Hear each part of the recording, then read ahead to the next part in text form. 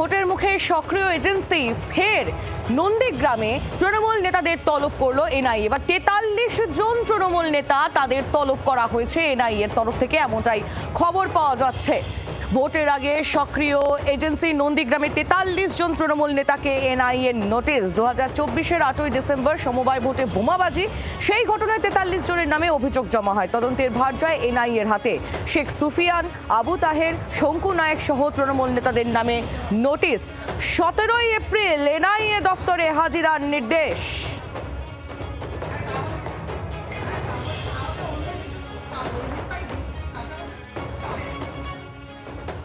আমরা এখনো অবধি জানতে পেরেছি যে কয়েকজন নোটিশ পেয়েছে যাদেরকে ১৭ তারিখ ডেকেছে।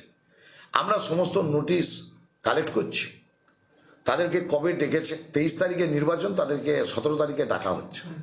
এনআইএ বাছাই করা তৃণমূল কংগ্রেসের কর্মীদেরকে এনআইএর ভয় দেখাচ্ছে শুভেন্দু অধিকারী।